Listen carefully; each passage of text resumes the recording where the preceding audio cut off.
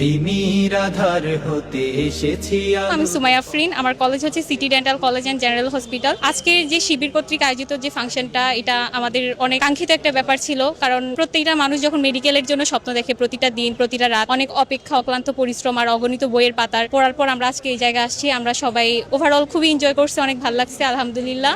আমরাই গড়ব যে দিন আগামী। আমি আসলে নিয়ে আসছি আমার মেয়েকে, যাতে শিবির সম্পর্কে ওর যে ধারণাটা ছিল এটা এই কনসেপ্ট থেকে বেরিয়ে আসা আর ক্লিয়ার হওয়ার জন্য যে আসলে তাদের কি ইয়েটা থাকে, তারা কিভাবে কাজটা করে, বাংলাদেশে তাদের যে কাজগুলো আছে সবকিছু ক্লিয়ার করার জন্য আসলে নিয়ে আসছি। আর আমাদের পরিচয় রাসূলের সৈনিক, সত্যের সংগ্রামে লড়ে যাওয়া বীর আমরা ছাত্র শিবির।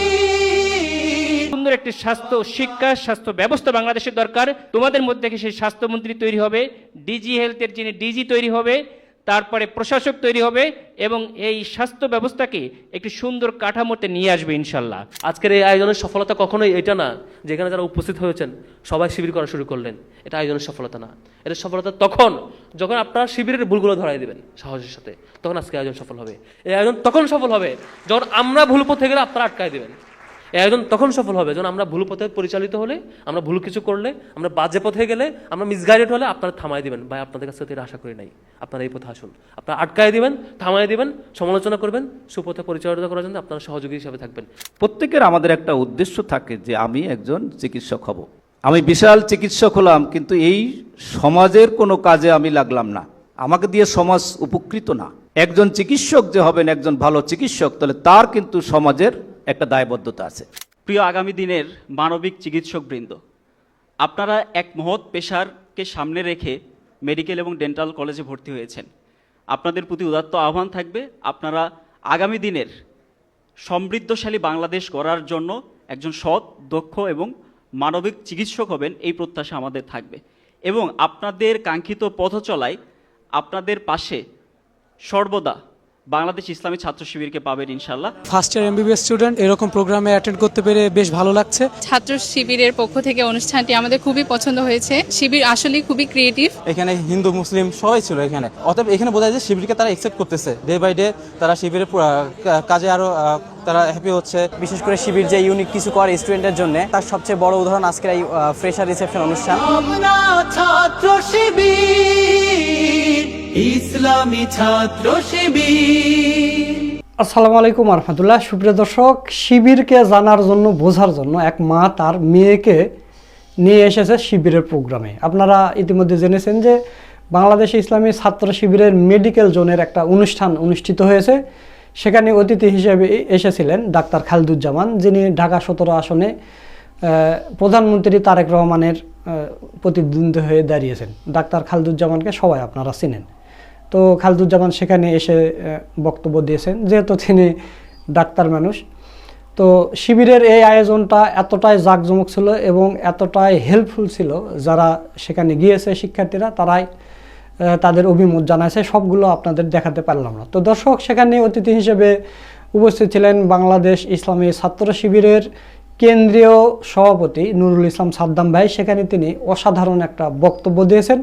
সেই বক্তব্যের ভিডিওটা এখন আপনাদের দেখাবো। আপনাদের প্রতি অনুরোধ রইল আপনারা পুরো বক্তব্যটা দেখে যাবেন। বক্তব্যটা একটু দীর্ঘ হবে, তারপরেও দেখবেন।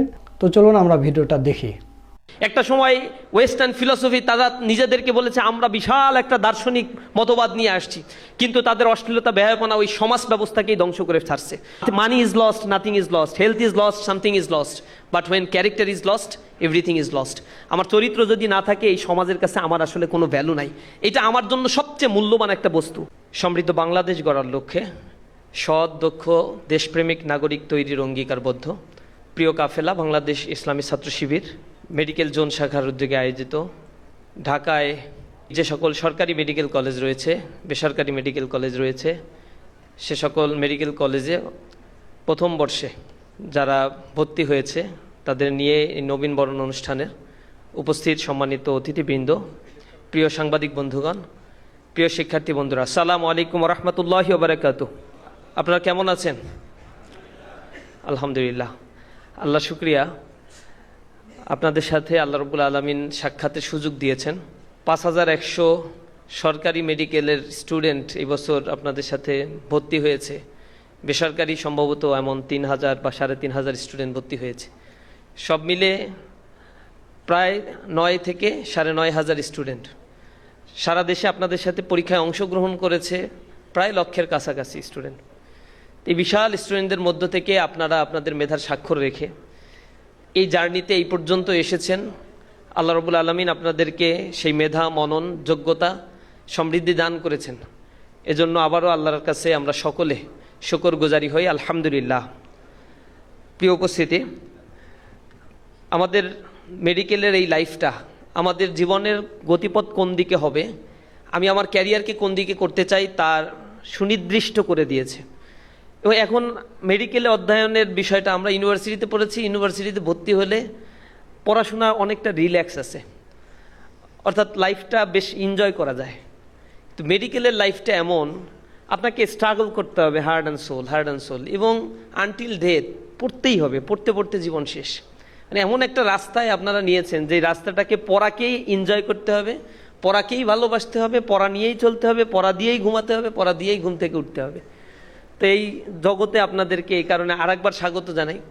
এ জাতিকে আপনারা যেন ভালো একটি লক্ষ্যে পৌঁছে দিতে পারেন। যদিও মেধার মূল্যায়ন বাংলাদেশে নাই, আপনারা MBBS ভর্তি হয়েছেন, সবাই আপনাদের দিকে তাকায়, স্বপ্ন দেখে। ডাক্তার মানেই মনে করে কারিগরি টাকা, কোটি কোটি টাকা, কিন্তু রিয়ালিটিটা অনেক কঠিন। অ্যাডভোকেটরা যেমন প্র্যাকটিস করতে করতে যখন হাত পা আর চলে না, হাড়গুলো ক্ষয় হয়ে যায়, চোখে চশমা পড়তে হয়, চুলগুলো সাদা হয়ে যায়, তখন তারা সিনিয়র অ্যাডভোকেট হন, সার্টিফিকেট পান, আর তখন কিছু ইনকাম আদিক হয় তাদের। তো MBBS ডাক্তারদের দশা হচ্ছে সেরকম।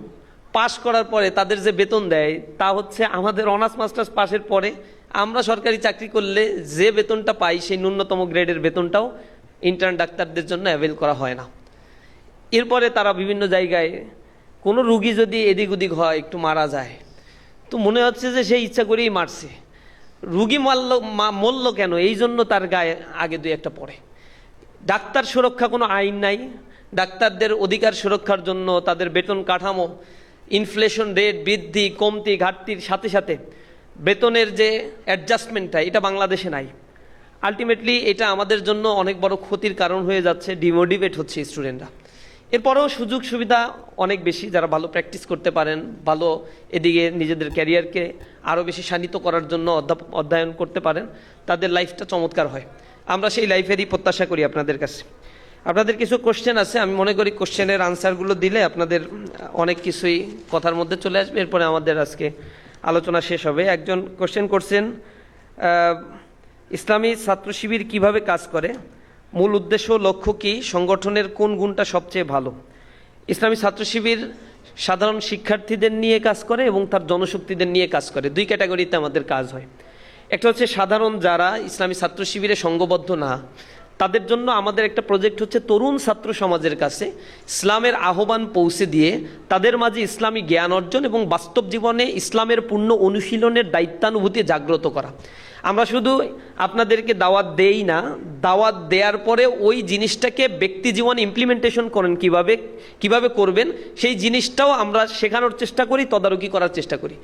যারা আমাদের এই ইনভাইটেশনকে ওয়েলকাম করে, অ্যাকসেপ্ট করে, তারা আমাদের সংগঠনে সংঘবদ্ধ হতে পারে। তবে কিছু টার্মস অ্যান্ড কন্ডিশন আছে, কিছু ট্রেনিং প্রোগ্রাম হয়, কিছু বই খাতা পড়তে হয়, ইসলাম সম্বন্ধে জানতে হয়, ভাইবা দিতে হয়, রিটেন পরীক্ষা হয়, অনেকগুলো প্রক্রিয়ার মধ্য দিয়ে সংগঠনের মান উন্নয়ন করতে হয়।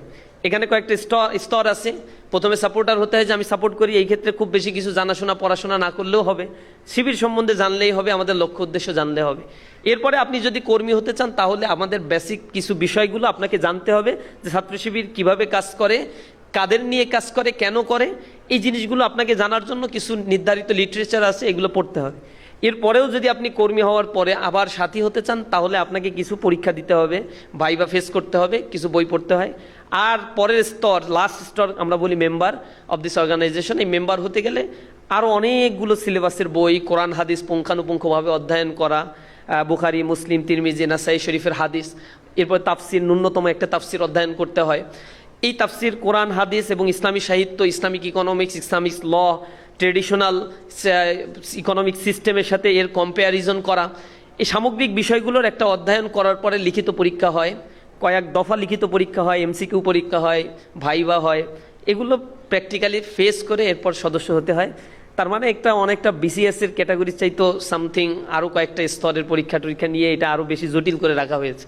কারণ আমরা চাই যিনি এই পর্যন্ত আসবেন তাকে ইসলামের শরিয়া সম্বন্ধে বেসিক নলেজটা থাকতে হবে, কোরআনের নলেজটা থাকতে হবে, ইসলামিক ল সম্বন্ধে তার নলেজটা থাকতে হবে, Islamic political system, Islamic state system, Islamic economic system সম্বন্ধে তার ধারণা থাকতে হবে, ইসলামিক ব্যাংকিং ফর্মুলা সম্বন্ধে ধারণা থাকতে হবে, ইসলামিক ইন্টারন্যাশনাল রিলেশনশিপ কেমন হয়, অর্থাৎ সব মিলে একজন মানুষকে আমরা গড়ে তোলার চেষ্টা করি যে আমাদের যত প্রবলেম আছে মানব জীবনের সব প্রবলেমগুলো আমরা কোরআন এবং হাদিস এর আলোকে সলিউশন করতে চাই। এই জিনিসটা কিভাবে আমি সলিউশন করব তার পুঙ্খানুপুঙ্খ নলেজটা আমাদের এই সিলেবাসের মধ্য দিয়ে একজন শিক্ষার্থীকে আমরা শেখানোর চেষ্টা করি। তার মানে এই না যে এই সিলেবাসের এই বইয়ের বাইরে আর কিচ্ছু সে পড়তে পারবে না। আমাদের জন্য সব কিছুই ওপেন এবং যে কেউ যে কোনো ধরনের জ্ঞান অর্জনের জন্যই কাজ করতে পারে, প্রতিযোগিতায় অংশগ্রহণ করতে পারে। আর একটা কোশ্চেন এখানে আসছে যে সংগঠনের কোন গুণটা সবচেয়ে ভালো লাগে। আমার কাছে সংগঠনের সব কিছু ভালো লাগে বিধায় সংগঠনে অন্তর্ভুক্ত হয়েছি। সংগঠনের কিছু ইটারনাল বিউটি আছে যে জিনিসগুলো সংগঠনভুক্ত না হলে অন্য কোনোভাবে আপনি আসলে উপলব্ধি করতে পারবেন না, বুঝতেও পারবেন না, এটা বোঝা সম্ভব না। সামনে শিবিরকে দেখে পেছনে আমরা কিভাবে নিজেদেরকে গড়ে তুলি এটা বোঝা সম্ভব না। সবাই বলে শিবির যারা করে তারা সিগারেট খায় না, তারা মদ খায় না, তারা প্রেম করে না, মাদক নারী নিয়ে বসে থাকে না, তারা অশ্লীলতার কাছে যায় না, বেহায়াপনা করে না। এগুলো কেন করে না?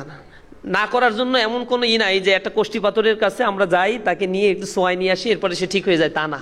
এই জন্য আমাদের অনেক স্ট্রাগল করতে হয়। এই কারণে সংগঠনের ওই জিনিসটা আমাদের ভিতরে এক ধরনের আত্মিক বন্ডিংস তৈরি করে, যার ফলে ছাত্র শিবির করার কারণে তাকে যদি কেউ আক্রমণ করে, আহত করে, ইভেন হত্যাকাণ্ডের শিকার হলেও এই আন্দোলন থেকে শাহাদাতের নজরানা পেশ করেছে, এগুলো দেখার পরে তার সাথীরা সরে যায় না। একজন হাত হারিয়েছে, পা হারিয়েছে, এরপরে ইসলামী ছাত্র শিবিরকে গালিগালাজ করে না, কারণ ছাত্র শিবিরের ওই বিউটিটা সে অ্যাকসেপ্ট করতে পারে। সেই বিউটিটা হচ্ছে আমরা রাতের বেলায় জাগ্রত হয়ে আমাদের জনশক্তি শিক্ষার্থীদেরকে নিয়ে তাহাজ্জুদের নামাজের ট্রেনিং দেই, কিভাবে রাতের বেলায় আল্লাহর কাছে চাইতে হয়, বাবা মায়ের জন্য কিভাবে দোয়া করতে হয়, সমাজ পরিবারের জন্য কিভাবে দোয়া করতে হয়, সেগুলো আমরা শিক্ষা দিই। যেটা রাসূল আমাদের শিক্ষা দিয়েছেন, ইন্না নাশিয়াতাল লাইলি হিয়া আশাদ্দু ওয়া আকওয়ামু কিলা।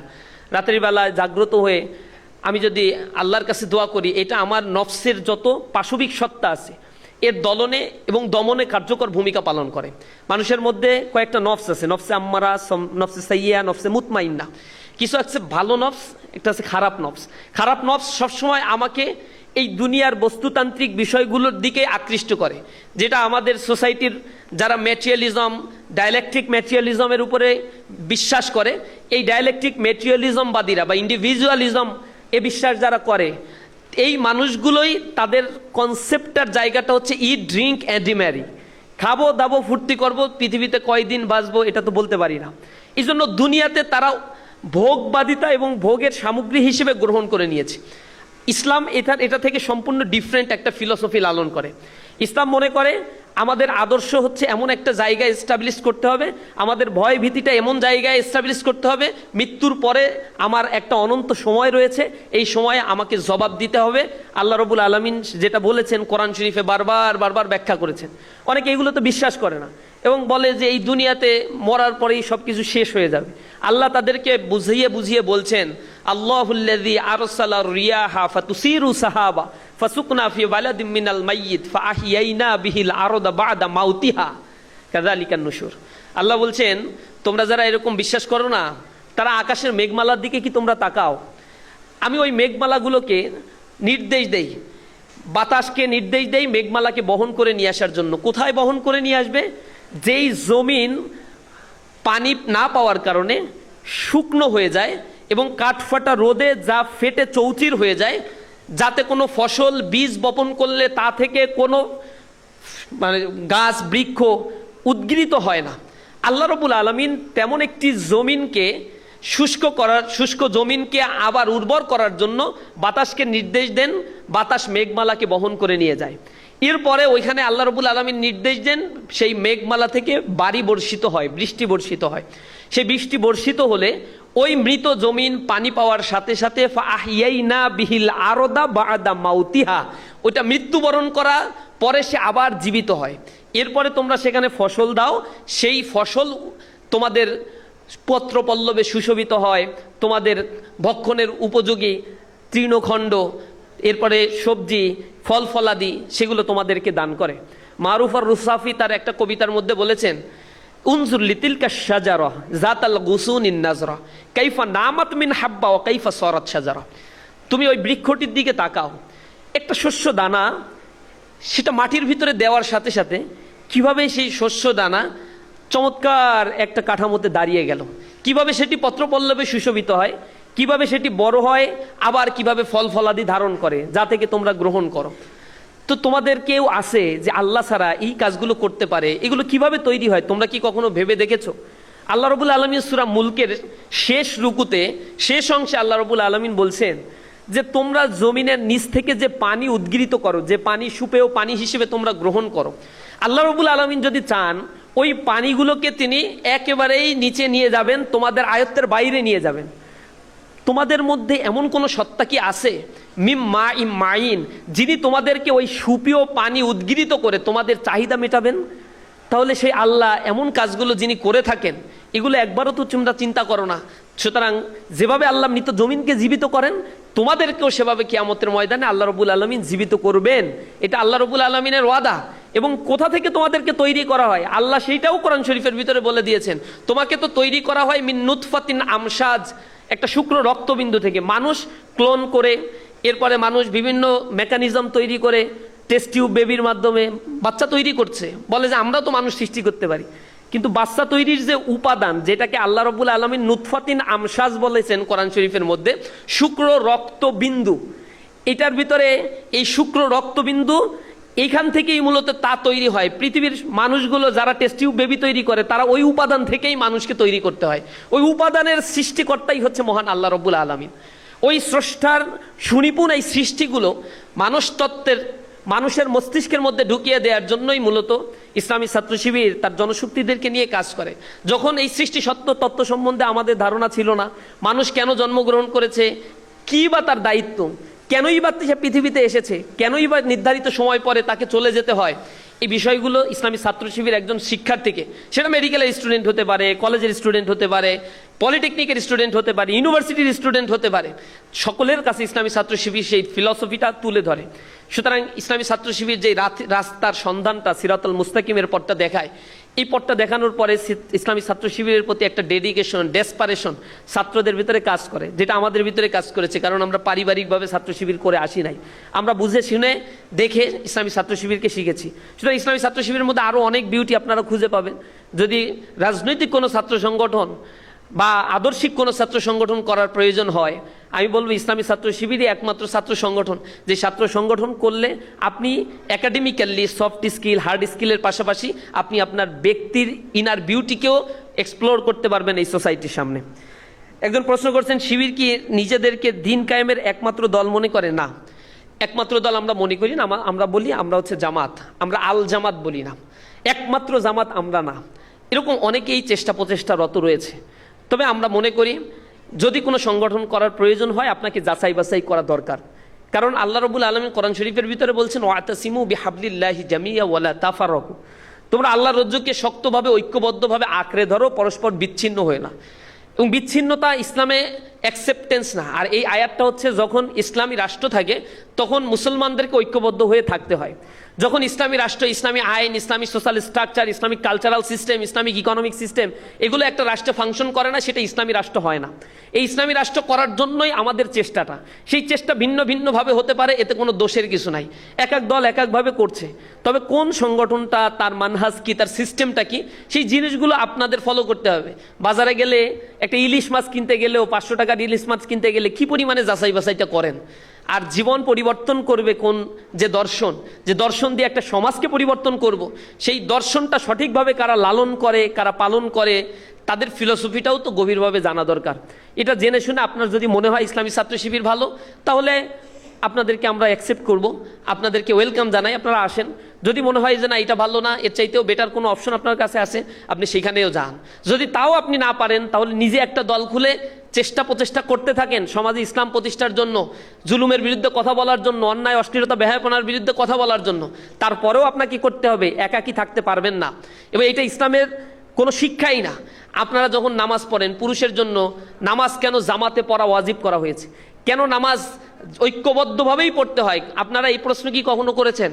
আপনারা তো করতে পারেন যে ভাই 5 ওয়াক্ত নামাজ পড়তে হবে সব মিলে 17 রাকাত, ফজরে 2 রাকাত, জোহরে 4 রাকাত, 6 রাকাত, আসরে হচ্ছে 4 রাকাত, 10 রাকাত, মাগরিবে হচ্ছে 3 রাকাত 13 রাকাত, আর রাতে ঈশায় হচ্ছে 4 রাকাত 17 রাকাত। এই 17 রাকাতটা যখন আমার মনে চায় তখন টানা পড়ে গেলাম, ঘরের ভিতরে পড়ি আর অফিসের ভিতরে পড়ি, তাতে কি যায় আসে? কিন্তু বলা হয়েছে কিতাব মাউকুতা, নামাজ হচ্ছে নির্ধারিত সময় পড়তে হবে। নির্ধারিত সময় ওভার হয়ে গেলে নামাজের কোনো ভ্যালিডিটি না, এটা কাজা হয়ে যাবে। আর যে ব্যক্তি কাজা করে সে জাহান্নামে যাবে, শত শত বছর তাকে জাহান্নামের আযাবের কথা বলা হয়েছে। নামাজ তো বাদ তো দেওয়ার প্রশ্নই ওঠে না। কাজা বলতেও আসলে ইসলামের নামাজের কোনো সিস্টেম নাই, একটা আছে যে পরে আমরা তওবা তিল্লা করে পড়ে নিলে আল্লাহ হয়তো মাফ করতে পারে, তবে এইটার ব্যাপারে ডিমোটিভেট করা হয়েছে। নামাজ হচ্ছে নির্ধারিত সময় পড়তে হবে, আবার নির্ধারিত ইমামের পিছনে। এখন আপনার মনে চাইলো যে ইমাম ও তো কেবল ইন্টারমিডিয়েট পাস করছে, ও ফাজিলে পড়ে, আমি হচ্ছে MBBS ডিগ্রিধারী, আমি কেন ওই ইমামের পিছনে নামাজ পড়বো? তো সে যখন রুকুতে যায় আমি তার আগে সিজদায় চলে যাব, ওর চাইতে আমি বেশি বুঝি, আমার শিক্ষা দীক্ষা বেশি। আবার সে যখন সিজদা থেকে উঠবে, দাঁড়াবে, তখন আমি তার সাথে দাঁড়াবো না, আমি বৈঠকে বসে যাব, আমি অগ্রগামী থাকবো, আমি প্রোঅ্যাক্টিভ হিসেবে কাজ করব। নামাজ হবে না, ফাসেক হয়ে যাবে। ইসলামে এই বিধান নাই। ইসলাম বলছে ইত্তেবা করো, যিনি নামাজ পড়াচ্ছে তার পেছনে পিছনে থাকো, তার আগে সিজদা একটা দিলে তোমার নামাজ হবে না, ফাসেক হয়ে যাবা, তুই পাপাচারী হয়ে যাবা, তোমার এই নামাজ অ্যাকসেপ্ট করা হবে না। এরপরে আসেন মসজিদে যাওয়ার পরে এক কোনায় বিজনেসম্যানদের জন্য জায়গা রাখা, এক কোনায় হচ্ছে শিল্পপতিদের জন্য জায়গা রাখা, এক কোনায় হচ্ছে সচিবদের জন্য জায়গা রাখা, এমন কোনো ফাংশন তো মসজিদের ভিতরে নাই। এই মসজিদ আমাদের বাংলাদেশে আছে অবশ্য, কিছু কিছু জায়গায় MP মন্ত্রী আসলে তার হচ্ছে ইমামের ইমিডিয়েট পিছনেই তার দাঁড়াইতে হবে। এমনি নামাজ পড়ে আর না পড়ে তার খোঁজ নাই, কোরআনের আয়াত জানে কি জানে না তার খোঁজ নাই, সিজদা রুকুতে কি পড়তে হয় তার হিসাব কিতাব নাই, কিন্তু তিনি মন্ত্রী, তার ইমামের ইমিডিয়েট পিছনে দাঁড়াইতে হবে, কিন্তু ইমামের ওইখানে দাঁড়াইতে পারবে না, কারণ তো নামাজ পড়াইতেই পারে না, দাঁড়াবে কোন জায়গা থেকে? পারলে দাঁড়াইতো। আমি মালয়েশিয়াতে গিয়ে দেখেছি, কুয়েত, কাতার বা ইসলামিক যে দেশগুলো, গালফ এরিয়ার দেশগুলো, সেখানে মন্ত্রী যিনি তিনি নামাজ পড়ান, ওইখানের যিনি রাজা থাকেন, মালয়েশিয়া তো রাজা আছে প্রধানমন্ত্রীর উপরের স্টেজে, কোরআন তেলাওয়াতের প্রোগ্রাম হয় নেশন ওয়াইড, সেই প্রোগ্রামে প্রথম তেলাওয়াতটা রাজা শুরু করেন, এরপরে প্রধানমন্ত্রী, এরপরে কোনো মসজিদে যখন MP মন্ত্রীরা যায়, MP মন্ত্রীরা আগে নামাজ পড়বেন, তাদের জন্য স্পেশাল কোনো জায়গা নাই, সাধারণ মানুষের মধ্যে থাকতে হবে। ইসলামের শিক্ষা হচ্ছে এইটা। মসজিদে আপনি যাবেন, উঁচু নিচু, ধনী গরিব, কালা সাদা সকলেই পাশাপাশি দাঁড়িয়ে কাঁধে কাঁধ মিলিয়ে নামাজ পড়বে। ইসলাম এই সমতার বিধানটা নিশ্চিত করেছে। এবং 5 ওয়াক্ত নামাজে আল্লাহর কাছে যে সিজদা দিতে হবে নির্ধারিত সময়ে, ইমামের পেছনে আর কাঁধে কাঁধ মিলিয়ে, এই জিনিসটা ইসলাম শিখাচ্ছে, ইউনিটি। ওয়াতাসিমু বিহাবলিল্লাহি জামিয়া, আল্লাহর রজ্জুকে শক্তভাবে আঁকড়ে ধরতে হবে, বিচ্ছিন্ন হওয়া যাবে না। ইসলামী ছাত্র শিবির নিজেদেরকে একমাত্র ইসলামের ইজারাদার মনে করে না। আমরা আমাদের প্রচেষ্টা করছি, আমাদেরও কিছু ভুল ত্রুটি হয়, আমাদেরও চিন্তা চেতনার মধ্যে অনেক দুর্বলতা চলে আসে, পারস্পরিক এহতেসাব, আত্মপর্যালোচনা, সমালোচনার মধ্যে দিয়ে আমরা নিজেদেরকে গড়ে তোলার জন্য চেষ্টা করি। এবং এটা একটা প্ল্যাটফর্ম, যেই প্ল্যাটফর্মে স্টুডেন্টদেরকে আমরা তৈরি করার জন্য চেষ্টা করি, এবং এর মধ্য দিয়ে একটা মানুষ তার সমাজ জীবনে কী ধরনের প্রভাব ফেলবে সেই জিনিসের, সেই মেসেজগুলো ইসলামী ছাত্র শিবির পৌঁছানোর চেষ্টা করে। একজন কোশ্চেন করছেন, কিভাবে বর্তমানে প্রেক্ষাপটে বাংলায় ইসলাম প্রতিষ্ঠা হবে?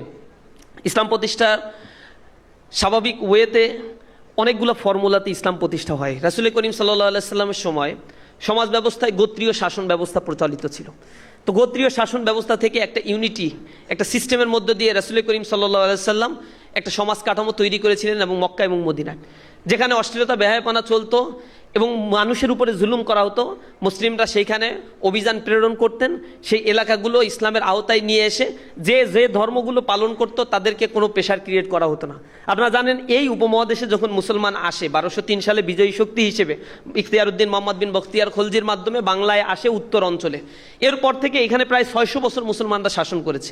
এই 600 বছরের মধ্যে এই টোটাল অঞ্চলে ভারতবর্ষে 30% ছিল মুসলিম, 70% হিন্দু এবং অন্যান্য ধর্মাবলম্বী। তাহলে 550 বা 600 বছর ধরে কিভাবে এত মুসলিমরা মানে অমুসলিমরা কিভাবে মুসলিম রাষ্ট্রে মুসলিম সালতানাতের অধীনে থাকতে পারলো? তাদেরকে কি মারা হয় নাই, কাটা হয় নাই, বের করে দেওয়া হয়নি? না, কিচ্ছু করা হয় নাই তাদেরকে। তাদের মর্যাদা দেওয়া হয়েছে। এখানে সাম্প্রদায়িক সম্প্রীতি বজায় ছিল, হানাহানি, মারামারি, কাটাকাটি এগুলো ছিল না। ইভেন হায়দ্রাবাদ নগরী বাংলাদেশের চাইতে বড়, 82,000 বর্গমাইলের এরিয়া। পরবর্তীতে ভারত দখল করে নিয়ে ভাগ বাটোয়ারা করে মুসলমানদেরকে সেখান থেকে তাড়িয়ে দিয়েছে। সেই হায়দ্রাবাদ নগরী শত শত বছর ধরে, এবং ব্রিটিশ শাসনের সময়ও নিজামুল মুলকদের অধীনে ইসলামী শাসন সেখানে ছিল। মাত্র 12% মুসলমান, 80% হিন্দু, 8% অন্যান্য ধর্মাবলম্বী। এই বিশাল একটা জনগোষ্ঠী, 88% জনগোষ্ঠীকে 12% মুসলিম নেতৃত্ব দিয়েছে শত শত বছর ধরে। ইতিহাস পড়ে দেখবেন হায়দ্রাবাদে কখনো সাম্প্রদায়িক দাঙ্গা হয় নাই, হিন্দুদেরকে ঘরবাড়ি থেকে উচ্ছেদ করা হয়নি, অমুসলিমদেরকে তাদের ধর্মীয় রিচুয়ালিটি পালনের ক্ষেত্রে কোনো ধরনের প্রতিবন্ধকতা এবং বাধা সৃষ্টি করা হয়নি। দ্যাট ইজ কল ইসলাম। ইসলাম তার আইডিওলজিগুলো মানুষের সামনে উপস্থাপন করে, এবং ইসলামী রাষ্ট্রে অমুসলিমের মর্যাদা সংরক্ষণ করা ইসলামী রাষ্ট্রপ্রধানের দায়িত্ব। এটা তার জন্য অবশ্যই কর্তব্য, একটা কাজ। ইসলামী রাষ্ট্রে অমুসলিমদের অধিকার নিশ্চিত করতে হবে, এবং তাদের খাদ্য, তাদের নিরাপত্তা, তাদের চিকিৎসা, সকল কিছুই মুসলমানদের আগে অন্তত অমুসলিমদেরকে নিশ্চিত করতে হবে। বলে যে না, মুসলমানদের তো অমুসলিমদের মুসলিম রাষ্ট্রে আবার কর দিতে হয়, জিজিয়া কর দিতে হয়। তা মুসলিম রাষ্ট্রে দিতে হয় না? মুসলিম রাষ্ট্রে মুসলমানদেরকে দিতে হয় না? মুসলমানদের তো 2.5% জাকাতের টাকা বাধ্যতামূলক, যে দেবে না তার বিরুদ্ধে রাষ্ট্র যুদ্ধ ঘোষণা করবে। আর অমুসলিমদের ব্যাপারে রাষ্ট্রপ্রধান যদি মনে করে মাফ করে দিব, তাহলে মাফ করে দিতে পারে। এটা যখন ইসলামের খেলাফতের যুগে দুর্ভিক্ষ চলছিল, তখন খলিফারা এইগুলো মাফও করে দিছে, যে না, এখন থেকে অমুসলিমদের কাছ থেকে আর কোনো কর নিব না। ইভেন মাঝে মাঝে কিছু কিছু রাষ্ট্রপ্রধান এটা বলে দিয়েছে যে না, তাদের কাছ থেকে কোনো কর নেওয়া হবে না, কিন্তু তাদের নিরাপত্তা দেওয়া হবে। এই করের পরিমাণ কম বা বেশি হতে পারে, সুনির্দিষ্ট কর করা নাই। কিন্তু মুসলমানদের জন্য ইসলামী রাষ্ট্রে 2.5% জাকাত, এটা বাধ্যতামূলক দিতেই হবে। যদিও আপনারা দেন সরকারিভাবে 15% নেয়, ইসলামী রাষ্ট্র প্রতিষ্ঠা হলে করের পরিমাণ কিন্তু কমে যাবে। জাকাত ভিত্তিক অর্থ ব্যবস্থা আমাদের বোঝা কমিয়ে দেবে, এবং অর্থনৈতিক স্বাবলম্বিতা স্প্রেড আউট হবে অনেক বেশি। তো আমরা আমাদের এজেন্ডাগুলো নিয়ে, বা জামাত ইসলামীর কথা যদি বলেন, তারা তাদের এজেন্ডা নিয়ে মানুষের সামনে উপস্থাপন করে ডেমোক্রেটিক সিস্টেমে, ডেমোক্রেটিক রাষ্ট্রে। এবং জামাতের কতগুলো এজেন্ডা আছে, এবং তারা বলে এই সোসাইটির যতগুলো প্রবলেম আছে, এই প্রবলেমগুলো আমরা ইসলাম দিয়ে সলিউশন করব। তো মানুষ যদি অধিকাংশ বলে যে তোমাদের আমরা ম্যান্ডেট দিলাম, তোমরা আমাদের সমস্যাগুলো ইসলাম দিয়ে সলিউশন করো, তখন জামাত ইসলামী ম্যান্ডেট নিয়ে ক্ষমতায় গিয়ে আইনগুলো প্রণয়ন করবে, পরিবর্তন করবে, ইসলাম অনুযায়ী সব কিছুর সমাধান করার জন্য চেষ্টা করবে, এবং ইসলামী রাষ্ট্র বা ইসলাম অনুযায়ী সমাজ ব্যবস্থা এভাবে শিফটিং হবে। আপনি মালয়েশিয়াতে যান, মরক্কোতে যান, ইন্দোনেশিয়ার একটা প্রদেশে আমি দেখে আসছি, সেখানে শরিয়া আইন আছে। ডেমোক্রেটিক সিস্টেমের মধ্য দিয়েই নির্বাচিত হয়ে এই জায়গাগুলোতে তারা শরিয়া আইন প্রণয়ন করছে। মালয়েশিয়ার 4টা প্রদেশে আছে যেখানে 5-এর শাসন, সেখানে শরিয়া ব্যবস্থা আছে। শরিয়াতের মাধ্যমেই সকল আইন কানুন বিচার ফয়সালা হয়। ওই অঞ্চলে যদি কুয়ালালামপুর থেকে রাষ্ট্রপ্রধান, প্রধানমন্ত্রী যে বলে আমরা তোমাদের উন্নতি করে দিব, জনগণ পিটায় বের করে দিবে। জনগণ স্বতঃস্ফূর্তভাবে 5-এর শাসনের উপরে আস্থা রেখেছে, কারণ সেখানে কোনো নারী ধর্ষিত হয় না, একটাও না, নট এ সিঙ্গেল। সেখানে কোনো চুরি নাই, সেখানে কোনো খুন খারাপি, রাহাজানি কিচ্ছু নাই। সেখানে আমি দেখেছি মন্ত্রীরা ঘুরে বেড়ায় প্রদেশের, সেই মন্ত্রীর পেছনে একটা প্রোটোকলের কোনো গাড়ি নাই, ব্যক্তি একা একা ঘুরে বেড়ায়, একা একা মসজিদে নামাজ পড়তে আসে। আমারে দেখা যাচ্ছে যে উনি হচ্ছেন এই এলাকার দায়িত্বে আছেন, উনি হচ্ছেন এইখানের এমপি। তো যে সালাম বিনিময় করে ওইখানে কথা বললাম, ডাইনে বাই একটা প্রোটোকল পর্যন্ত কিছু নাই। এটা হচ্ছে শরিয়া আইন ওইখানে বাস্তবায়ন হওয়ার কারণে তাদের অধিকারগুলো ওইভাবেই সংরক্ষিত করে রাখা হয়েছে, এবং সেখানে মানুষ শান্তিতেই আছে। আপনারা যাদের সুযোগ আছে মালয়েশিয়ার ওই প্রদেশগুলোতে গিয়ে ঘুরে আসবেন, ইন্দোনেশিয়ার একটা প্রদেশ আছে ওইখানে ঘুরে আসবেন, আপনারা এই জায়গাগুলোতে যাবেন, দেখবেন কত চমৎকারভাবে এই ব্যবস্থাপনাগুলো করা হয়। বাংলাদেশের স্বাভাবিকভাবেই জামাত ইসলামী মানুষের সকল সমস্যার সমাধানগুলো ইসলামের আদলে তৈরি করার জন্য একটা এজেন্ডা জামাত ইসলাম পেশ করেছে, যে আমরা এই কাজগুলো করব। জনগণ যখন সাপোর্ট দিবে, তখন ধারাবাহিকভাবে তারা রিফরমেশন করে সেই জায়গাগুলো এই সোসাইটিতে বাস্তবায়ন করবে। রাজনীতির চেয়ে একাডেমিক উন্নয়নকে অগ্রাধিকার দিলে ছাত্র সংগঠনগুলোর কেমন হতো? খুবই ভালো হতো। আমরা আপনাদের সাথে একমত। এবং ইসলামী ছাত্র শিবির রাজনীতিকে যত সম্ভব কন্ট্রোল করার জন্য চেষ্টা করে, তার ইনহাউস, তার সংগঠনের মধ্যে। আমাদের যত কাজ, তার 5% হচ্ছে পলিটিক্যাল এঙ্গেজমেন্ট, 95%, নিয়ার অ্যাবাউট 90% আমাদের স্টুডেন্ট এঙ্গেজমেন্ট বা student affiliated programme, academic affiliated programme. আপনারা শুনলেও অবাক হবেন, আমরা রাজনৈতিক প্রোগ্রাম কয়টা করি? আজকে তো না, এই মাসে আমরা রাজনৈতিক মিছিল টিছিল হয়তো 5-7টা করছি ঢাকায়, কিন্তু অন্তত সারা দেশে আমরা এই বছর এই মাসে হিসেব করে আমি যদি মনে করতে পারি, তাহলে হয়তো 50-60টা মিছিল আমরা করছি, কারণ আমাদের একজন ভাইকে গাইবান্ধায় হত্যা করা হয়েছে, মাদক গ্রহণে বাধা দেওয়ার কারণে নোয়াখালীতে একজন ভাইকে হত্যা করা হয়েছে। এর বিরুদ্ধে আমরা মিছিল করেছি। এই মিছিলের পরিমাণ সর্বসা করলে 70-80টা হবে, কিন্তু স্টুডেন্ট ওরিয়েন্টেড নবীনবরণ program, olympiad program, skill development program, computer course, SOP, higher স্টাডির কোর্স, স্টুডেন্টদেরকে free coaching service, lending library, স্টুডেন্টদের কোরআন শিক্ষা, তালিম, এই প্রোগ্রামের সংখ্যা এক মাসে হিসেব করলে 9,500-এর উপরে হয়। এখন কোথায় হচ্ছে 50-80টা আর কোথায় 9,000? তাহলে এবার হিসাব করেন কত শতাংশ আসলে আমরা স্টুডেন্টদেরকে নিয়ে পলিটিক্যাল এঙ্গেজমেন্টের কাজ করি। আমাদের টোটাল টায়ারটাই এঙ্গেজ হচ্ছে ব্যক্তি ডেভেলপমেন্টের জন্য, সোসাইটিকে ডেভেলপমেন্টের জন্য। এবং আমরা যে ছাত্র সংসদগুলোতে নির্বাচিত হয়েছি, আমরা তো এখন তো আপনারা দেখতে পাচ্ছেন চোখের সামনেই ছাত্র সংসদগুলো নির্বাচিত হওয়ার পরে সেখানে কি অবস্থা বিরাজমান। এবং ছাত্র সংসদগুলো আসলে প্রতিদিন মিছিল করে নাকি প্রতিদিন স্টুডেন্ট অ্যাফিলিয়েটেড কোনো না কোনো প্রোগ্রামের মধ্যে তারা এঙ্গেজ আছে। স্টুডেন্টদেরকে আইএলটিএস সার্ভিস দিচ্ছে, আইএলটিএস স্টুডেন্টদেরকে এডুকেশন এক্সপো নিয়ে গিয়ে আমরা বিশাল আয়োজন করছি, কিভাবে হায়ার স্টাডিতে যেতে হবে, কিভাবে সিভি রাইটিং করতে হয়, কিভাবে নেটওয়ার্কিং ডেভেলপ করতে হয়। স্টুডেন্টদের নিয়ে হেলথ ক্যাম্প করা হচ্ছে, বিশাল বিশাল হেলথ ক্যাম্প প্রতিটা ক্যাম্পাসগুলোতে আমরা করার চেষ্টা করছি। স্টুডেন্ট ওরিয়েন্টেড যত প্রোগ্রাম আমরা ছাত্র সংসদে লঞ্চ করেছি। এবং পলিটিক্যাল যে জায়গাগুলো ছিল, একটা জায়গা হচ্ছে আবাসন নাই। ঢাকা ইউনিভার্সিটিতে এই প্রতিষ্ঠার 100 বছর পার হয়ে গিয়েছে, সে ঢাকা ইউনিভার্সিটিতে এখনো পর্যন্ত শতভাগ স্টুডেন্টদের আবাসন দিতে পারে না। রাজনীতি এইখানেই নিহিত। রাজনীতির জায়গায় কেন বিল্ডিং বানাইতে পারে না? জায়গা নাই, টাকা নাই। এই 100 বছরে বাংলাদেশে টাকা ছিল না। জাহাঙ্গীরনগর বিশ্ববিদ্যালয় শতভাগ আবাসন করতে পারছে কিভাবে? ঢাকা ইউনিভার্সিটিতে কেন পারে না? কৃত্রিম সংকট তৈরি করে রাখা হয়েছে। এই কৃত্রিম সংকটটা এই কারণে তৈরি করে রাখা হয়েছে, 2,000-5,000 স্টুডেন্ট এক বছরে বা 4,000 স্টুডেন্ট এক বছরে ভর্তি হবে, 1,000 সিট পাবে, 3,000 পাবে না। ওই 3,000 দারিদ্র্যপীড়িত প্রান্তিক এলাকা থেকে আসে, তার বাবা তার মাসিক খরচ বহন করার জন্য 8,000, 5,000, 7,000 টাকা দিতে পারবে না। তখন হলে থাকতে তো 20-25 টাকায় হলে থাকা যায়, 2-3 হাজার টাকায় খাওয়া দাওয়া শেষ করা যায়। তাহলে হলে সিট পাওয়ার জন্য এবার নেতার পিছনে দৌড়াও, নেতার হাত ধরো, পা ধরো। এরপরে নেতা যদি বলে যে মিছিলে যাইতে হবে, তাহলে তোকে গণরুমে উঠাবো। যদি মিছিলে না যাস তাহলে গেস্ট রুমে কিন্তু ডাইকে নিয়ে আইসা তোকে র্যাক দিব। এই কারণে ওই ছেলেটা অসহায়, তার অর্থনৈতিক সলভেন্সি নাই। সে বলে ঠিক আছে নেতা, দিনে যদি 2 ঘন্টা মিছিলে যাইতে হয় তাও তো কয়টা টাকা পাচ্ছে, আমি যাব। তখন গণরুমে ছোট্ট একটা জায়গায় 150, 200, 300, 400 করে লোক ঢুকায়। ইলিশ ফাইল, আমরা জেলখানায় গিয়ে দেখছি ফাইল দেয় আর কি, একজনের পায়ের মধ্যে দিয়ে আরেকজনের পা ঢুকাই, ইলিশ ফাইল বলে এইটারে। ওই ফাইলে ঢুকায়, কারণ জায়গা নাই। তো একই এই ইলিশ ফাইল দিয়ে হচ্ছে গণরুম গেস্ট রুমে ছাত্র রাখা হয়েছে। নেতাদের জন্য আলিশান, একজন নেতা টপ 4 লিডার্স যারা, তাদের জন্য বিশাল বড় রুম, এসি সজ্জায়, এরপরে হচ্ছে নানা ধরনের কারুকার্য। ইসলামী ছাত্র শিবির বলছে এই জাতীয় পলিটিক্সটা বন্ধ করতে হবে। এবং জুলাইয়ের পরে প্রতিটা ক্যাম্পাসে এই গণরুম, গেস্ট রুম সব ভেঙে দিয়ে সেখানে সিট করে দেওয়া হয়েছে।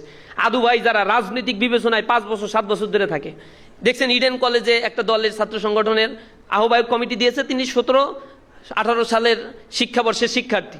তিনি সভাপতি হওয়ার পরে তিনি ইডেন কলেজে রয়ে গেছেন। এখন কলেজের বোনরা যখন নামছে আন্দোলনে যে না এটা মানবো না, আদু ভাইদের জায়গা হবে না, রানিং স্টুডেন্টদের সিট চাই, তখন বলে এটা শিবির করাচ্ছে। আমরা বলছি তাদের নেতাদের, ভাই এইটা শিবির করাচ্ছেন, এটা কি ফ্রেমিং হবে? ছাত্ররা নেবে? অন্য ফ্রেমিং করেন নেয়, কিন্তু এইগুলো তো নেবে না, কারণ মেয়েরা তো স্বাভাবিকভাবে শিবিরের নেতৃত্বে থাকে না। এরপরে যারা মিছিল টিছিল করতেছে তাদের অবস্থা দেখে তারা নিউট্রাল, বলে না ভাই এটা আপনারা উস্কাই দিচ্ছেন তাই করতেছে। অধিকার আদায়ের জন্য কেউ রাস্তায় দাঁড়াইলে সে হচ্ছে শিবির করে। এটা আওয়ামী লীগ আমলে দেখছি, কথা বললেই হচ্ছে শিবির। তুমি দুর্নীতির বিরুদ্ধে কথা বলো না, ও শিবির। চাঁদাবাজির বিরুদ্ধে বলো, ও শিবির। দুর্নীতি, স্বজনপ্রীতি, চাঁদাবাজি, কোটা ব্যবস্থার বিরুদ্ধে কথা বললেই হচ্ছে শিবির। মানে একটা ট্রমাটাইজ সিচুয়েশন, শিবির বলে হত্যা করতে পারে, মারতে পারে। আর যত পজিটিভ কাজ আছে তার সাথে শিবিরকে অ্যালাই করে দিছে, কারণ এই সোসাইটির মানুষ আমাদেরকে এগুলো দেখতে দেখতে বুঝে ফেলছে যে যত ভালো কাজ তার সাথে ইসলামী ছাত্র শিবির আছে। এই গণরুম, গেস্ট রুম, এই কালচারগুলোকে আমরা অ্যাবলিশ করে দিতে চাই। এবং ক্যাম্পাসগুলোতে আলহামদুলিল্লাহ সেই অবস্থানটা এখনও বিরাজমান আছে, কিন্তু তারা উকিঝুঁকি দিচ্ছে, তাদের পলিটিক্যাল অ্যাম্বিশন পূরণ হচ্ছে না, নেতার পিছনে লোক থাকে না, মিছিলে এদিক ওদিক থেকে টাকা দিয়ে নিয়ে আসতে হয়, এগুলো কষ্টের কারণ। এরপরে টেন্ডার নিতে পারতেছে না, চাঁদা নিতে পারছে না, অপেক্ষা করতেছে ছাত্র সংসদের মেয়াদটা শেষ হোক। মেয়াদ শেষ হলে এবার দেখাবো কারে কয়। এরপরে তোমাদেরকে মাইরা এখান থেকে বের করে দিয়া এরপরে টিচারদের সাথে একটা মিউচুয়াল আন্ডারস্ট্যান্ডিং করে এই শিক্ষা খাতে ইউজিসি থেকে বরাদ্দকৃত টাকাগুলো সব লুটপাট করা হচ্ছে। জগন্নাথ বিশ্ববিদ্যালয়ে মারামারি হচ্ছে, দেখেন শিক্ষার্থীরা বলতেছে জান সেনাবাহিনী দিয়ে কাজ করাইতে হবে। এর আগে 15,000 কোটি টাকা বরাদ্দ দেওয়া হয়েছে, সব লুটপাট করে নিয়ে খেয়ে গেছে এর আগের যারা ওইখানে আওয়ামী লীগের যারা বিসি ছিল, মিজান সাহেব নাকি এরকম কয়েকজনের নাম আসে, 15,000 কোটি টাকা বরাদ্দ দিছে, এখন পর্যন্ত কোনো বিল্ডিং এর স্ট্রাকচারই দাঁড়ায় নাই জগন্নাথ বিশ্ববিদ্যালয়ের শিক্ষার্থীদের জন্য। আবাসন নাই, থাকার জায়গা নাই, মর্মান্তিক জীবনযাপন করে তারা। এর এগেইনস্টে তো আমাদেরকে কথা বলতে হবে, আমাদেরকে দাঁড়াতে হবে। সেই জায়গাগুলোতে আমরা ইসলামী ছাত্র শিবির আমাদের জায়গা থেকে চেষ্টা করছি। তবে প্রতিটা ক্যাম্পাসে আমরা চেষ্টা করছি স্টুডেন্ট ওরিয়েন্টেড এবং অ্যাফিলিয়েটেড প্রোগ্রামগুলো কিভাবে বাড়ানো যায়, এবং ছাত্র সংগঠনগুলো শিক্ষার্থীদের কল্যাণের জন্য হবে। ছাত্র সংগঠনগুলো পলিটিক্যাল কারো হাতিয়ার হবে না, কোনো নেতার পিছনে দৌড়াদৌড়ি না, কোনো রাজনৈতিক এজেন্ডা বাস্তবায়নের জন্য না, কোনো নেতার জন্য স্লোগান এবং পোস্টারে ক্যাম্পাসগুলো মুখরিত হতে পারবে না। ক্যাম্পাসগুলো মুখরিত হবে, নিজ নিজ আইডিওলজি নিয়ে যাবে, শিক্ষাবান্ধব কর্মসূচি নিয়ে যাবে, শিক্ষার্থীরা তাকে অ্যাকসেপ্ট করবে অথবা রিজেক্ট করতে পারে। তোমার কর্মসূচি দেখেই শিক্ষার্থীরা তোমার ব্যাপারে ধারণা নিবে। জোর করে কোনো রাজনৈতিক কোনো বন্দোবস্ত আর করানো ক্যাম্পাসে যাবে না। আর একজন প্রশ্ন, একই রকম প্রশ্ন করছেন, ওইটা আর বলছি না। What advice would you give female medical student for balancing career, ডিন অ্যান্ড পার্সোনাল গ্রোথ? আলহামদুলিল্লাহ, এটা তো সবার জন্যই প্রযোজ্য একটা ব্যাপার। আমাদের লাইফস্টাইলটা আল্লাহ রাব্বুল আলামিন 24টা ঘন্টা আমাদেরকে যা দিয়েছেন, এটা আমাদের জন্য আলহামদুলিল্লাহ পারফেক্ট একটা সময়, কিন্তু আমরা আমাদের সময়গুলোকে অপব্যবহার করে আমাদের সময় নষ্ট করে ফেলছি। এটা একটা বড় ক্রাইসিস। রাতের বেলায় জাগ্রত থাকা, সকালবেলা বরকতময় যে সময়, আল্লাহ রাব্বুল আলামিন কোরআন শরীফের ভিতরে সকালের টাইমটাকে বরকতময় বলে উল্লেখ করেছেন। ওই সকালের টাইমটা হচ্ছে ঘুমাবো, ঘুম থেকে উঠে টেনে এরপরে যে ক্লাস, চোখ ডলতে ডলতে ক্লাসে যাই। লাইফের স্টাইল ঠিক নাই। ডাক্তাররা বলে তোমরা হচ্ছে ভাজা পোড়া খাবা না, এটা জাঙ্ক ফুড খাবা না, কিন্তু নিজেরা আবার দেখি একসাথে আড্ডা মারলে ওই জাঙ্ক ফুড নিজেরাই আবার খায়। মানে অবস্থা হচ্ছে আমরা যা বলি তা তোমরা শোনো, আমরা যা করি তা তোমরা করিও না। এমন অ্যাটিটিউড হলে হবে না। আপনাদেরকে করতে হবে, বলতে হবে, সবগুলোর ভিতরে একটু ব্যালেন্স করে চলার জন্য চেষ্টা করতে হবে। আমার সাজেশন, রুটিন করে যদি আপনারা চলতে পারেন, একটা ডায়েরি মেনটেন করবেন, কখন কি কাজ আপনারা করবেন, আননেসেসারি কাজগুলোকে অ্যাভয়েড করেন, নেসেসারি কাজগুলোকে আপনারা অ্যাকসেপ্ট করার জন্য চেষ্টা করেন। দেখবেন, জাজমেন্ট করবেন কোন কাজটা করা উচিত, কোন কাজটা করা উচিত না। এটা নিজেই ডিসিশন নিলে আপনারা মেধাবী, ইনশাআল্লাহ পারবেন। আর মেডিকেলে যেহেতু ভর্তি হয়েছেন, কিভাবে পড়তে হবে আর কি করতে হবে এগুলো মেডিকেলের টিচাররাই আপনাদেরকে সোজা বানায় দেবে। আমাদের টিচাররা বলতো মাঝে মাঝে যে তোমরা বিভিন্ন জায়গা থেকে আসো, ঠিক আছে, কিন্তু আসার পরে তোমাদের সোজা বানানোর দায়িত্ব তো আমাদের, তো তোমরা পড়বা না, কেমনে পড়বা সেই ফর্মুলা আমাদের কাছে আছে। এমন অ্যাসাইনমেন্ট আর পরীক্ষা দিত, টার্ম ফাইনাল দিত, ক্লাস টেস্ট দিত। তো ক্লাসে উপস্থিত হলে কুইজ আছে, কুইজে 10 মার্ক। কুইজ কখন হবে এটা আনসার্টেন, ক্লাসের মাঝখানে একটা কুইজ হবে, তার মানে তোমার ক্লাসে আসতেই হবে, পড়তেই হবে। এই সিস্টেমগুলো তো ইউনিভার্সিটি কলেজগুলো আপনাদেরকে এমনি পড়ায় নেবে ইনশাআল্লাহ।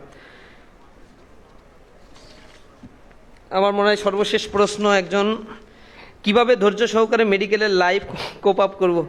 আলহামদুলিল্লাহ, এটা মেডিকেল স্টুডেন্টরাই ভালো বলতে পারবে, আমার ধারণা নেই। আমি আল্লাহ রাব্বুল আলামিনের কাছে আবারও কৃতজ্ঞতা জ্ঞাপন করি। আপনারা যারা আপনাদের বাবা মায়ের স্বপ্ন লালন করে এই পর্যন্ত আসছেন, দেখেন আমাদের বাংলাদেশে যারা ক্লাস 1-এ ভর্তি হয়, এই মানুষটা ভর্তি হওয়ার পরে তার একটা স্বপ্ন থাকে তার বাবা মায়ের, যে আমার ছেলে ডাক্তার হবে অথবা ইঞ্জিনিয়ার হবে। কারণ বাংলাদেশের এত ক্যারিয়ারের সেক্টর আছে, এই সম্বন্ধে তাদের আসলে কোনো ধারণা নাই, যার ফলে বাবা মায়ের একটা স্বপ্নই থাকে। আপনারা যখন যাত্রা শুরু করেছিলেন, 27 লক্ষ স্টুডেন্ট আপনাদের সাথে ক্লাস 1-এ ভর্তি হয়েছিল।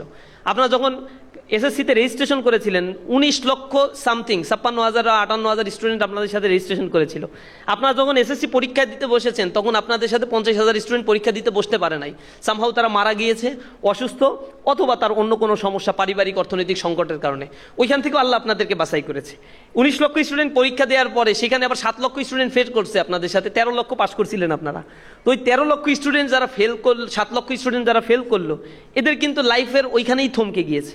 ওই 13 লক্ষ স্টুডেন্ট আবার ইন্টারমিডিয়েটে আপনারা ভর্তি হয়েছেন, তাদের মধ্য থেকে আবার 4 লক্ষ স্টুডেন্ট ইন্টারমিডিয়েটে ফেল করছে। আপনাদের সাথে আবার এই যাত্রায় মাত্র 9 লক্ষ বা 8 লক্ষ স্টুডেন্টদেরকে আপনারা পেয়েছেন। এই 8 লক্ষ স্টুডেন্টের মধ্য থেকে A+ পেয়েছেন আপনারা 70 বা 80,000। ওই 80,000 স্টুডেন্টের মধ্য থেকে আবার 5,000 স্টুডেন্ট আপনারা মেডিকেলে এখানে চান্স পেয়েছেন, ভর্তি হয়েছেন। তার মানে আপনারা বাছাই হতে হতে হতে হতে হতে হতে একটা পর্যায় পর্যন্ত এখানে এসেছেন। এটা আল্লাহর বড় শুকরিয়া যে এই বিশাল এক জার্নিতে আল্লাহ রাব্বুল আলামিন আপনার উপরে রহম করেছে, এই পর্যন্ত আপনাকে আসার তৌফিক দান করেছেন। এজন্য সবসময় কৃতজ্ঞ থাকার জন্য চেষ্টা করবেন। আমাদের এই পথ চলায় সবচেয়ে বড় ক্রাইসিস যেটা হয়, সঙ্গ দোষে আমাদের যুব সমাজ, তরুণ সমাজ নষ্ট হয়ে যাচ্ছে। বন্ধুদের সাথে মিশে 31st নাইট যাপন করা, পয়লা বৈশাখ উদযাপন করা, এগুলো উদযাপন করতে গিয়ে সঙ্গ দোষে নেশাগ্রস্ত হয়ে পড়ে, মাদকের করাল গ্রাসে নিমজ্জিত হয়ে পড়ে, জাতি ধ্বংস হয়ে যাচ্ছে। মাদক গ্রহণ করার কারণে প্রতি বছর তরুণ সমাজের মধ্যে অন্তত 5 থেকে 6 লক্ষ তরুণ সমাজ প্রতি বছরই মৃত্যুবরণ করছে মাদক গ্রহণ করার কারণে। হিতাহিত জ্ঞান হারিয়ে ফেলছে, নানা ধরনের অনৈতিক কাজের মধ্যে তারা ডুবে যাচ্ছে। মনে রাখবেন, when health is lost, nothing is lost. Money is lost, nothing is lost. Health is lost, something is lost. But when character is lost, everything is lost. আমার চরিত্র যদি না থাকে এই সমাজের কাছে আমার আসলে কোনো ভ্যালু নাই। এটা আমার জন্য সবচেয়ে মূল্যবান একটা বস্তু। আমি আমার চারিত্রিক অধপতনের কারণে আমার পারিবারিক জীবনটাকে আমরা নষ্ট করে ফেলবো। একটা সময় ওয়েস্টার্ন ফিলসফি তারা নিজেদেরকে বলেছে আমরা বিশাল একটা দার্শনিক মতবাদ নিয়ে আসছি, কিন্তু তাদের অশ্লীলতা ব্যয়াপনা ওই সমাজ ব্যবস্থাকেই ধ্বংস করে ছাড়ছে। ওয়েস্টার্ন ফিলসফি মানুষকে আসলে কিছুই দিতে পারে নাই, জৌলসতা, চাকচিক্যতা, বড় বড় বিল্ডিং, হাই রাইজ বিল্ডিং, কিন্তু তার ভিতরে তারা সুখ খুঁজে পাচ্ছে না। সেখানে ছেলেরা মেয়েরা সুইসাইড করছে। আইন প্রণয়ন করতে হচ্ছে জার্মানিতে, স্বইচ্ছায় কেউ যেন মৃত্যুবরণ করতে চাইলে আইনগতভাবে কোনো বাধা যেন না থাকে, সরকারের কাছে আপিল করে মৃত্যুবরণ করছে, স্বইচ্ছায় দুনিয়া ছেড়ে চলে যেতে চায়। তো তাদের যৌবন, তাদের সময়গুলো তারা কিভাবে কাটিয়েছে ওই রাষ্ট্রের অধীনে থেকে, এত সুযোগ সুবিধা পাওয়ার পরেও তারা সেখানে জীবিত থাকতে চায় না, বেঁচে থাকতে চায় না, মৃত্যুবরণ করতে চায়। অথচ আমাদের এই দেশে যখন কেউ মরতে চায় না, সবাই বেঁচে থাকতে চায়, এত সমস্যা তাও মরতে চায় না। শান্তি আছে একটা পারিবারিক শান্তি।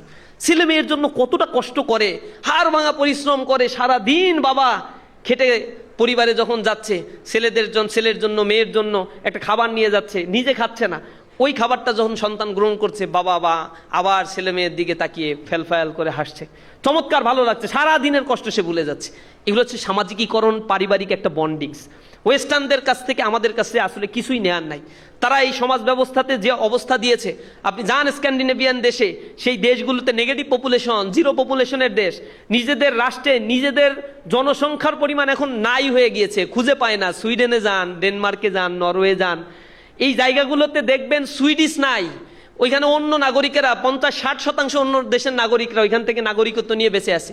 তারা ফ্রি সেক্স লিভিং টুগেদার প্রথা চালু করে দিয়েছে, গেই ম্যারি চালু করে দিয়েছে, লেসবিয়ানিজম চালু করে দিয়েছে, পরবর্তী বংশধরকে নষ্ট করেছে, জাতিগতভাবে নিজেরা ধ্বংস হয়েছে। এবং খ্রিস্টানরা, এটা পোপরা এখন বলছে যে তোমরা এই জায়গা থেকে যদি বিরত না হও, আগামীর পৃথিবী তোমরা হারাবা, আগামীর পৃথিবীর নেতৃত্ব মুসলমানদের হাতেই একদিন চলে যাবে। তারা এই অশ্লীলতা বেহায়াপনা দিয়ে তারা মনে করছে যে আমরাই হচ্ছে পৃথিবীতে সভ্য জাতি, সভ্যতা আমরাই মানুষকে শিখিয়েছি, কিন্তু সবচেয়ে বর্বরতাই হচ্ছে তারা শিক্ষা দিয়েছে। তাদের মতের সাথে না মিললে সেই জিনিসটা হচ্ছে টেরোরিজম। বাংলাদেশে, পাকিস্তানে গণতন্ত্র চলে, পাকিস্তানে, সেইখানে পাকিস্তানে ডেমোক্রেসি তারা ভালনারেবল করে রাখবে। তারা জনগণের পাওয়ারের কথা বলে, কিন্তু গাজাতে মুসলমানদেরকে যে বোম ফেলে, অ্যান্টিব্যালাস্টিক মিসাইল নিক্ষেপ করে তাদেরকে শেষ করে দেয়া হচ্ছে, এ ব্যাপারে তাদের কোনো হেরেক নাই। এখানে কোনো গণতন্ত্র চলে না। আমরা তাদেরকে বলি যে ঠিক আছে, তোমরা গণতন্ত্রের কথা বলো, তাহলে সৌদি আরবে তো গণতন্ত্র চলে না, ওমানে চলে না, বাহরাইনে চলে না, কাতারে চলে না, এইসব জায়গাগুলোতে তোমরা কথা বলো না কেন? ওইখানে ওইটা চললেই তাদের সুবিধা, এই কারণে ওইটার উপরেই তারা আস্থা রাখে, তাদের সাথে সম্পর্ক। আর যে দেশে যেটা চললে সুবিধা, সেই দেশে সেটা চালায়, নিজেদের জন্য যেটা ভালো সেটা করে অন্যদেরকে শেষ করে দেওয়ার জন্য তাদের সব পরিকল্পনা।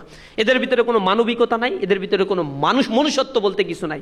নিজেদের জন্য অন্যদেরকে ধ্বংস করে ফেলতে পারে। এবং এই পৃথিবীতে যে অস্থিরতা তারা তৈরি করেছে, প্রথম বিশ্বযুদ্ধ 2-2.5 কোটি মানুষকে তারা হত্যা করেছে। 1930s গ্রেট ডিপ্রেশন তারা তৈরি করেছিল। দ্বিতীয় বিশ্বযুদ্ধে 7 কোটি মানুষ এই পৃথিবী থেকে বিদায় নিয়েছে। সারা পৃথিবীকে তারা অস্থিরতা তৈরি করেছিল। ক্ষমতার মোহে কৃষ্ণ সাগরে দখলদারিত্ব নিতে গিয়ে ইউক্রেন, রাশিয়ার শত শত মানুষ বাস্তুচ্যুত হয়েছে, ঘর বাড়ি হারা হয়েছে, তাদেরকে হত্যা করা হয়েছে। আমরা তো চোখের সামনে দেখছি ইরানে তারা বোমা নিক্ষেপ করবে, তারা বোমা বানাতে পারবে, তারা ক্ষেপণাস্ত্র বানাতে পারবে। ইরান যদি বলে আমার সার্বভৌমত্ব রক্ষার জন্য আমারও তো অধিকার আছে, আমিও এখানে পারমাণবিক বোমা তৈরি করব, কিন্তু তুমি বানাইতে পারবা না, এবার তোমাকে বোমা মারতে হবে, তোমাকে শেষ করে দিতে হবে। একটা সার্বভৌম স্বাধীন একটা রাষ্ট্রের উপরে বোমা নিক্ষেপ করে তাদেরকে ধ্বংস করতে হবে। এই হচ্ছে তাদের চরিত্র। পশ্চিমাদের টোটাল চরিত্রই হচ্ছে দে আর টেরোরিস্ট। এই টেরোরিস্ট তকমাগুলো তারা আবার মুসলমানদের উপরে দিয়েছে মিডিয়া ট্রায়ালের মাধ্যমে, মিডিয়া কুয়ের মাধ্যমে। এই জায়গা থেকে এই সমাজ ব্যবস্থাকে রক্ষা করতে গেলে আপনার মতো মেধাবী এই মানুষদেরকে এগিয়ে আসতে হবে, সমাজকে জানতে হবে, বুঝতে হবে, দর্শনগুলো চর্চা করতে হবে। MBBS ডাক্তার হয়ে গিয়েছি, তার মানে হচ্ছে আমার জীবনের গণ্ডি আমরা একটা নির্ধারিত জায়গার মধ্যে সীমাবদ্ধ করে রাখবো না। মেধাবীদের লায়াবিলিটি আছে, এই সমাজ আপনার প্রতি অনেক বেশি ইনভেস্ট করছে, সরকার আপনার জন্য বরাদ্দ রেখেছে, আর সরকারি এই বরাদ্দগুলো আসমান থেকে মান্না সালোয়া নাজিল হয় না, এটা মাথায় রাখবেন। সরকার এখানে যে বরাদ্দ দিয়েছে 9 লক্ষ কোটি টাকার বাজেট করেছে, সেই 9 লক্ষ কোটি টাকার 6 লক্ষ কোটি টাকা বাজেটের টাকা আসবেই শুধুমাত্র ট্যাক্সের টাকা থেকে, সেটা ডিরেক্ট ট্যাক্সে আর ইনডিরেক্ট ট্যাক্সের টাকা হোক। এই ট্যাক্সের টাকা দেয় কিন্তু সব মানুষেরা। বাংলাদেশে যারা ট্যাক্স পেয়ার আছে, ডিরেক্ট ট্যাক্স পেয়ার, তাদের 75% কোনো ট্যাক্স দেয় না। বাংলাদেশের অধিকাংশ টাকাই আসে হচ্ছে ভ্যালু অ্যাডেড ট্যাক্স থেকে। এই ভ্যালু অ্যাডেড ট্যাক্স একজন রিক্সাওয়ালাকে দিতে হয়, একজন কুলি মজুরকে দিতে হয়, একজন শ্রমিককে দিতে হয়, সবাইকে এই ভ্যালু অ্যাডেড ট্যাক্স দিতে হয়। আর ওই ট্যাক্সের টাকা দিয়েই এই রাষ্ট্রের অর্গানসগুলো চলে। রাষ্ট্রে যে ঘাটতি বাজেট থাকে তা পূরণ করে কিভাবে জানেন? তা ইন্টারনাল ট্যাক্সের টাকাও ইন্টারনাল সোর্স থেকে টাকা উত্তোলন করে, তার টাকা হচ্ছে ব্যাংক বিমায় আপনি যে টাকা জমা রাখেন ওই টাকাই নেয়। আর ওইগুলো বিলিয়ন বিলিয়ন ডলার ইতিমধ্যেই সরকার ঋণ হয়ে আছে ব্যাংকের কাছে। আপনি টাকা নিছেন, রাখছেন, আপনার টাকা নিয়ে গিয়ে আবার বাজেটে টাকা তারা অ্যালোকেটেড করছে। আর একটা টাকার খাত হচ্ছে বিদেশ থেকে সহযোগিতা নিয়ে আসবে, এইটা পায় খুবই কম, 80,000 কোটি টাকা। আর ঋণ নিয়ে আসবে 1.5 লক্ষ কোটি টাকা। এগুলো ঋণ, এই ঋণের পরিমাণ প্রায় 30 বিলিয়ন ডলার বাংলাদেশে এখন ছাড়িয়ে গিয়েছে। এই বিশাল মেকানিজম করে এই রাষ্ট্রের শিক্ষা খাত, এই রাষ্ট্রের স্বাস্থ্য খাত, এই রাষ্ট্রের defence force, social safety net programme, annual development প্রোগ্রামে লক্ষ লক্ষ কোটি টাকা বাজেট দেওয়া হয়, কিন্তু আনফর্চুনেটলি সেই বাজেটগুলো করাপশনের শিকারে পরিণত হয়। এই স্বাস্থ্য খাত থেকে যে বাজেটগুলো দেওয়া হয় তা যদি ঠিকমতো ইমপ্লিমেন্টেশন করা হতো, তাহলে রিসার্চ বলছে বাংলাদেশের হাসপাতালগুলো এগুলো ভাগারে পরিণত হতো না, এগুলো গরু ছাগলের থাকার জায়গায় পরিণত হয়েছে। ওইখানে গেলে দেখবেন মানুষের কোনো মর্যাদা আছে? আপনারা তো কয়দিন পরে যাবেন, ঢাকা মেডিকেলে যাবেন, গিয়ে মনে হয় এই মানুষ তো বিড়াল পোষে দেখছি নিজ বাড়িতে, খুব চমৎকারভাবে তাদেরকে গুছাই টুছাই রাখে। আর মানুষগুলো এখানে শুয়ে আছে ময়লা আবর্জনা, অসুস্থ মানুষ, কোনো হাইজিন মেনটেন তো কিছুই নাই। কেন হাসপাতালে প্রতি বছর বাজেট দিয়ে, যেহেতু আমাদের এইখানে এত বেশি রুগী আছে, আমাদের ফুড পয়জনিং আছে, আমাদের ফুড কোড মেনটেন করা হচ্ছে না, সরকারের দুই দিক থেকেই চেষ্টা করতে হবে, কিন্তু হাসপাতালগুলো আধুনিকায়ন করা হয় না। ডাক্তার যারা আছে আবার সকালে সরকারি হাসপাতালে ডাক্তারি করে, বিকালে বেসরকারি হাসপাতাল, প্রত্যেকেরই এই ডিউটি, লাখ লাখ টাকা ইনকাম করতে হবে। সরকার এখানে সুনির্দিষ্ট কোনো পলিসি নিচ্ছে না, মানুষ সেবা থেকে বঞ্চিত হচ্ছে। আপনার বাবা, আপনার মা, আপনার আত্মীয় স্বজন, আমার আত্মীয় স্বজন যখন অসুস্থ হয়, অর্থনৈতিক এই ক্রাইসিসটা, ঘর বাড়ি ভিটে বিক্রি করে দিয়ে, কতদিন এক ভাই সহযোগিতার জন্য আসলো, সব সর্বশান্ত, সন্তান এখন আইসিইউতে আছে, বলছে যা ছিল ভাই সব বিক্রি করছি, মায়ের হাতের যে মানে এই যে বালাটা ছিল সোনার, সর্বশেষ কাঁদতে কাঁদতে সেটা দিয়েও আসছি, এখন পর্যন্ত আমার ভাইয়ের চিকিৎসার টাকাগুলো জোগাড় করে টাকা আইসিইউর ভাড়াগুলো দিতে পারছি না। এত কষ্ট করে এইগুলো শুনে কি? এগুলো শোনার দুনিয়াতে কেউ নাই, কিন্তু এত কষ্ট করে এক একজন মানুষ অসুস্থ হয়ে গেলে তার সর্বশান্ত হয়ে যায় সব কিছু। মনে রাখবেন, এই অর্থগুলো দিয়েই এই সমাজের মানুষেরা, এই দরিদ্র পীড়িত মানুষেরা যারা এখনও পভার্টি লাইনের নিচে প্রায় 7 কোটি মানুষ বসবাস করছে, এই মানুষগুলো চিকিৎসা নেয়, এর দায়বদ্ধতা আপনার আমার আছে। সরকারি হাসপাতালগুলোতে পড়াশোনা করছি, মেডিকেল কলেজে পড়াশোনা করছি, আমাদের জনগণ পড়ায়, জনগণের ট্যাক্সের টাকা দিয়ে আমরা কিন্তু আমাদের শিক্ষা কাঠামো দাঁড়িয়ে আছে। সুতরাং এই দায়বদ্ধতাটুকু আমার সবার পেছনে, সবার ভিতরে যেন একটু থাকে। আমার শুধু এই উদাত্ত আহ্বান আপনাদের প্রতি থাকবে, মানুষের মতো মানুষ আমাদেরকে হতে হবে, তাহলে এই সমাজে আমরা আলো প্রস্ফুরণ ঘটাতে পারবো। কবি সুফিয়া কামাল বলেছেন, তোমাদের ঘরে আলোর অভাব কবু নাহি হবে আর, আকাশে আলোক বাঁধিয়ানি দূর করিবে অন্ধকার, শস্য শ্যামলা এই মাটি মা রঙ্গপুষ্ট করে, আনিবে অটুট স্বাস্থ্য সবল দেহ মন ঘরে ঘরে, তোমরা আনিবে ফুল ও ফসল পাখি ডাকা রাঙা ভোর, জগৎ করিবে মধুময় প্রাণে প্রাণে প্রীতিডোর। তোমরা প্রতিটি প্রাণের বন্ধনে মেলবন্ধনে এই সমাজ ব্যবস্থাকে গড়ে তোলো, সমাজের হয়ে কাজ করো, সমাজের জন্য কাজ করো, তাহলেই শান্তি পাবো। দুনিয়াতে যারা সম্পদের মোহ সম্পদ গড়ে তুলেছে, এই মানুষগুলো দুনিয়াতে স্থায়ী থাকতে পারে না, সবাইকে এই পৃথিবী থেকে চলে যেতে হয়। যারা সম্পদের পিছনে ছোটে না, এই মানুষগুলোই জীবিত থাকে। এই যে আমি দেখেছি কিডনি অপারেশন, হাজার হাজার অপারেশন করে এই যে ডাক্তার কামরুল সাহেব, দুনিয়ার সবাই তার নাম জানে, অন্তত বাঙালিরা বাংলাদেশে সবাই নাম জানে, তার জন্য দোয়া করে আল্লাহর কাছে। তিনি যে সেবাটা দিয়ে যাচ্ছেন, তিনি আক্ষেপ করে বলেন, এমন কোনো লোক আমি আর পাচ্ছি না যে আমার পরে আমি মরে গেলে এটা একটু ধরে রাখবে। অর্থের পেছনে ছুটতে থাকে। আমরা আশা করি আপনারা মানবিক হয়ে গড়ে উঠবেন, সমাজের জন্য গড়ে উঠবেন, রাষ্ট্র যেন আপনাদেরকে মর্যাদা দেয়, রাষ্ট্র যেন মেধার মর্যাদা দেয়, এটাই আমাদের মূল উদ্দেশ্য হোক। নিজের জীবনকে গড়ে তুলি, সমাজকে গড়ে তুলি, সুজলা সুফলা শস্য শ্যামলা সুন্দর এই বাংলাদেশটাকে আমরা গড়ে তুলে সকলের কাছে সেই উদাত্ত আহ্বান জানিয়ে আমার কথা শেষ করছি। আসসালামু আলাইকুম রহমতুল্লাহি ওয়া বারাকাতুহু। সুপ্রিয় দর্শক, আপনারা শিবির সভাপতি নুরুল ইসলাম সাদ্দাম ভাইয়ের ভিডিও সহ পুরো ভিডিওটা দেখলেন। তো আজকের এই ভিডিওটা আপনাদের কাছে কেমন লেগেছে, যদি ভালো লাগে শেয়ার করবেন। সকলকে ধন্যবাদ। আসসালামু আলাইকুম ওয়া রাহমাতুল্লাহ।